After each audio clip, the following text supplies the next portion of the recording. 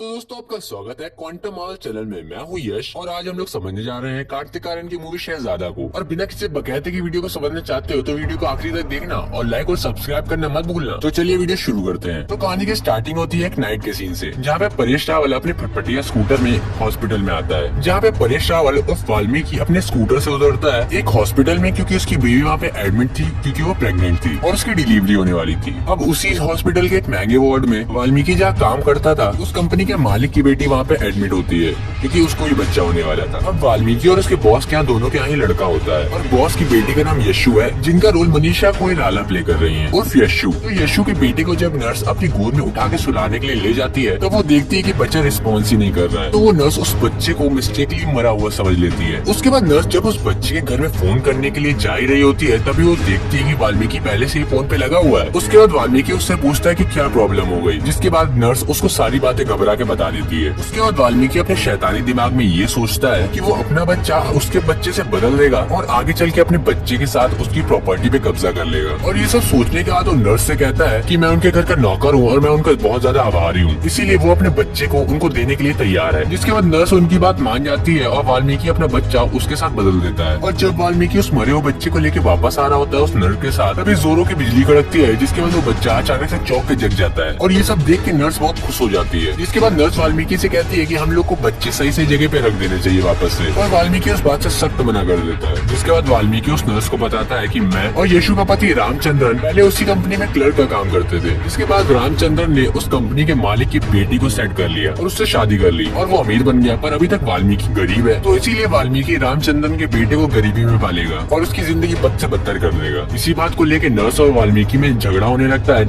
जिसके बाद नर्स फिसल के छत से गिर जाती है और सर पे गहरी चोट लगने की वजह से वो कोमा में चली जाती है। अब ये दोनों परिवार एक दूसरे के बच्चे को लेके अपने घर पहुंच जाते हैं। अब वाल्मीकि अपने बच्चे के नामकरण वाले दिन उसका नाम बंटू रखता है। ऐसा नाम सुनकर पंडित जी एकदम भड़क जाते हैं और कहते हैं कि आज तक किसी बाप ने अपने बेटे के नाम ऐसा नहीं रखा होगा। और वहीं दूसरी तरफ उसी कंपनी में यशु के बेटे का नाम राज रखा जाता है और जब भी वाल्मीकि उससे मिलता है तो उसको बहुत प्यार करता है, क्योंकि उसका असली बाप वही था। और वहीं दूसरी तरफ बंटू को वाल्मीकि हमेशा कोसता है हर बात के लिए और उसको परेशान करता है, और यही सब झेलते झेलते वो 20 साल निकल जाते हैं। या दूसरी तरफ यशु का बेटा यूएसए के एमबीए कॉलेज से पास आउट होकर निकल रहा है अपने घर के लिए। वहीं वाल्मीकि राज की नजर उतारने के लिए बंटू से एक कद्दू मंगाता है, लेकिन वो उसको उस कद्दू के साथ उस महल में घुसने नहीं देता है। तब बंटू कहता है कि मैं बचपन से देखता आ रहा हूँ कि आप मुझे इस महल के अंदर कभी जाने नहीं देते, ऐसा क्यों है? तब वाल्मीकि कहता है कि तुम्हारे जैसे लूजर के लिए यहाँ पे कोई जगह नहीं है। लेकिन इसकी असली वजह ये है कि वाल्मीकि ये चाहता है कि बंटू कभी भी अपने असली माँ बाप के पास न पहुँचे, क्योंकि उसको डर है कि अगर वो उनके आसपास रहेगा तो एक न एक दिन वो अपने खून को पहचान ही लेंगे। अब एक दिन बंटू अपनी बहन के साथ जा रहा होता है, तभी कुछ गुंडे बाइक पे आते हैं और उसकी बहन का दुपट्टा छीन लेते हैं। तो जब बंटू की बहन उससे कहती है कि वो इस बात के लिए कुछ करे, तो बंटू कहता है कि मैं इस लफड़े में नहीं फंसना चाहता हूँ और मेरा एक बहुत ही ज्यादा इंपॉर्टेंट इंटरव्यू है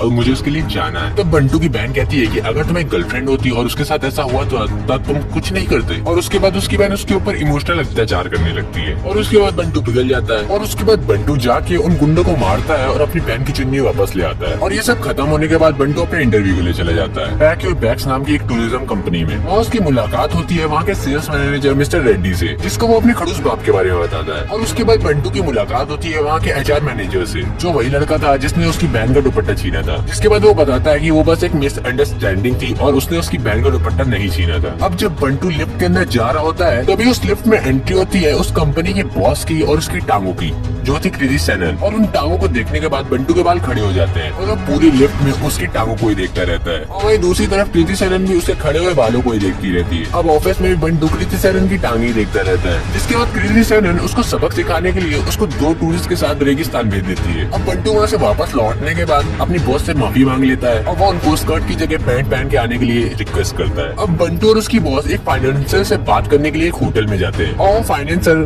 कृति सेनन को धमकी देके उसकी कंपनी खरीदने की मांग करता है। जिसके बाद बंटू की सनक जाती है। अब वो वहाँ पे उसको पेलना चालू कर देता है और उस फाइनेंसर को पेलने के बाद बंटू और कृति सेनन उस फाइनेंसर से बात करते हैं। और बंटू की टेबल के पीछे ही रामचंद्रन बैठा होता है और ये यशु का पति और कंपनी का मालिक है। उसकी स्टाइल को देख के वो इम्प्रेस हो जाता है और रामचंद्रन अपने घर पहुँच के अपने ससुर को सारी बातें बताता है। सारी बातें सुनने के बाद वो अपने पोते की शादी कृति सेनन से कराने के लिए तैयार हो जाते हैं। और राज इस शादी के लिए बिल्कुल भी इंटरेस्टेड नहीं है, क्योंकि वो अपने रिश्तेदार की लड़की से बहुत प्यार करता है, लेकिन वो अपने बाप के चलते लड़की से मिलने करने के लिए तैयार हो जाता है। अब जब दोनों फैमिली मिल रही होती है तब वहाँ राज एक रिंग लेके आ जाता है और एक मिसअंडरस्टैंडिंग की वजह से वहाँ पे उनकी मंगनी हो जाती है। और जब राज कृति सेनन को अंगूठी पहना रहा होता है तब बंटू वहाँ पे उन लोग को देख लेता है, जिसके बाद कृति सेनन को उसके प्यार का एहसास हो जाता है क्योंकि बंटू से वो प्यार करती थी ना। अब यहाँ पे एंट्री होती है इस मूवी के विलन नायडू की और वो अपने बेटे के साथ मिलकर एआर की कंपनी के आधे शेयर खरीदना चाहता है, लेकिन रामाचंद्र इस बात के लिए बिल्कुल मना कर देता है। इसीलिए नायडू रामाचंद्रन को उसी के ऑफिस में मारने की कोशिश करता है। इसके तुरंत बाद ही बंटू और कृति सेनन रामाचंद्रन से मिलने उसके ऑफिस आते हैं और उनको बहुत ही जख्मी हालत में देखते हैं, जिसके बाद बंटू उनको हॉस्पिटल लेके जाता है। अब ये वही हॉस्पिटल है जहाँ पे वाल्मीकि ने बंटू को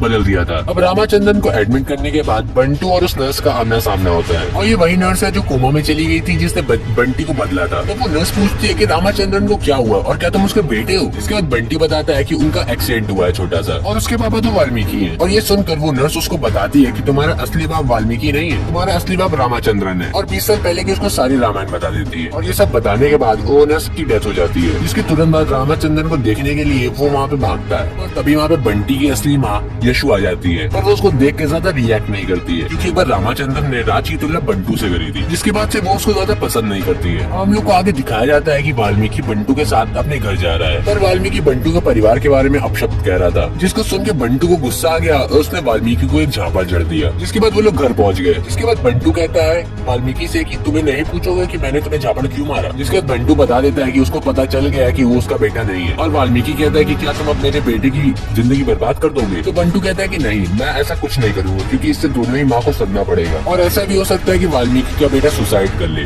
सीन चेंज होता है जहाँ पे राज के दादाजी बंटू को नौकरी पर रख लेते हैं क्योंकि उनने रामाचंद्रन की जान बचाई थी। जिसके बाद बंटू की वहाँ पे एंट्री होती है और राज के दादाजी उसको बिना किसी काम के ऐसे ही 50,000 की सैलरी में उसको जॉब में रख लेते हैं। और बात ही बात में राज के दादाजी उसको बताते हैं कि नायडू नाम का एक आदमी है जो उनकी कंपनी को हड़पना चाहता है। जिसके बाद बंटू कहता है कि चलिए हम लोग उनकी शिप में जाकर उनसे बात करते हैं। जिसके बाद वो लोग वहाँ पहुंच भी जाते हैं और उसके बाद हम लोग को यहाँ पे एक फाइट सीन दिखाया जाता है और फाइट सीन खत्म होने के बाद उन लोग को पता चलता है कि नायडू तो वहाँ पे है ही नहीं, तो इसलिए वो लोग उसके बेटे को समझा के आ जाते हैं और वहाँ से लौटते वक्त उसका सामना होता है नायडू से, जिसके बाद वो उसको भी सारी बातें समझा देता है और आखिर में उसके साथ एक सेल्फी भी लेता है। अब आगे सीन चेंज होता है जहाँ पे बंटू बताता है दादाजी को कि घर में जो मेहमान रहता है वो पैसों में घपला कर रहा है और ये सब सुन के यशु बहुत गुस्सा हो जाती है और वो उससे कहती है कि तुम्हें सच बोलना बहुत अच्छा लगता है ना, तो चलो मेरे बारे में सच बताओ। तो बंटू उनसे कहता है कि आपके और आपके पति के रिश्ते कुछ ठीक नहीं है और आप दोनों एक दूसरे से सही से बात भी नहीं करते हैं क्योंकि कुछ साल पहले कंपनी में काम करने वाली एक सेक्रेटरी से रामाचंद्रन का अफेयर हो गया था और ये बात घर में सब जानते हैं पर कोई बात नहीं करता है। और ये बात सुन के रामाचंद्रन बहुत गुस्सा हो जाता है और वो बंटू का कॉलर पकड़ के कहता है कि हर बार सच कहना अच्छा नहीं होता है, रिश्ते चलाने के लिए झूठ भी कहना पड़ता है। इसके जवाब में बंटू कहता है कि कोई रिश्ता कितना सच्चा होता है वो आपको तभी पता चलता है जब आप उसको अपना सच बताएं। इस सच्चाई के नाम पे जो रिश्ते बनते हैं वो पत्थर की लकीर के जैसे एकदम सख्त होते हैं। अब रामाचंद्रन उस अफेयर के लिए यशु से माफी मांग लेते हैं और उनके रिश्ते ठीक हो जाते हैं। और एक दिन पार्टी के दौरान बंटू और कृति सेनन को वो दोनों इंटीमेट सीन में देख लेते हैं और इस बात को लेके एक बहुत बड़ा बखेड़ा खड़ा हो जाता है और इस बात के लिए बंटू को वहाँ से निकाल दिया जाता है। और उसके बाद नायडू और उसके लड़के एक प्लान बना के रामाचंद्रन के रिश्तेदार की लड़की को उठवा लेते हैं और उसके बदले में वो आधी कंपनी के शेयर मांग लेते हैं और अब उसको बचाने के लिए वो कंपनी के आधे शेयर उसको देने के लिए तैयार हो जाते हैं और उन शेयर की फाइल देने के लिए राज तैयार हो जाता है कि राज उस लड़की से बहुत प्यार करता था। और राज को पेपर लेके जाते देख वाल्मीकि बहुत ज्यादा घबरा जाता है क्योंकि उसको लग रहा था कि कहीं वो लोग राज को कुछ करना दे क्योंकि भाई साहब उन्हीं का तो बेटा है। और वो जाता है बंटू के पास उससे कहने के लिए कि वो बचा ले उसको और उसके बाद बंटू वहाँ पे जाता है, उन सबको मार के उन दोनों को वापस ले आता है और उसके बाद बंटू उसको AR के घर वापस छोड़ने जाता है। वाल्मीकि, बंटू, दादाजी और रामाचंद्रन जब एक साथ खड़े होते हैं तब दादाजी वाल्मीकि से पूछते हैं कि सच्चाई बताओ। जिसके बाद दादाजी वाल्मीकि को झापड़ मारते हैं और वाल्मीकि को सारा सच बताना पड़ता है। जिसके बाद दादाजी बताते हैं कि उन्हें वो हॉस्पिटल वाले दिन ही बात सारी सुन ली थी पर वो बंटू का करेक्टर चेक करना चाहते थे, इसीलिए उन्हें ये बात किसी को नहीं बताई क्योंकि उन्हें ये लग रहा था कि बंटू कहीं ऐसा ना कर दे कि वो अपने रामाचंद्रन से प्रॉपर्टी का हक मांगने आ जाए। पर बंटू ने ऐसा कुछ नहीं किया। जिसका दादाजी से पूछते हैं कि जब हम लोगों ने तुम्हें घर से निकाल दिया था तो तुमने नायडू से लड़ाई की थी। जिसके बाद बंटू कहता है जवाब में कि हमेशा माँ बाप ही बच्चों को भला नहीं चाहते, बच्चे ही माँ बाप को भला चाहते हैं। और ये सब सुन के रामाचंद्रन बहुत खुश हो जाता है और कहता है कि ये सब यशु को भी बात पता चलनी चाहिए। लेकिन बंटू इस बात के लिए उनसे मना कर देता है और कहता है कि उनको ये बात कभी पता नहीं चलनी चाहिए क्योंकि उन्होंने हमेशा से ही राज को अपना बेटा समझा है। और इस बात को सुनने के बाद शायद वो इसका एक्सेप्ट न कर पाए। उसके तुरंत बाद वहाँ पे यशु की एंट्री होती है जो बंटू से कहती है कि वो उसकी प्रॉपर्टी का आधा मालिक बनेगा क्योंकि उसने उसके बेटे की जान बचाई है। लेकिन बंटू उसको लेने के लिए मना कर देता है पर रामाचंद्रन और दादाजी के फोर्स करने में वो मान जाता है और यहीं पे हो जाती है मूवी की हैप्पी एंडिंग।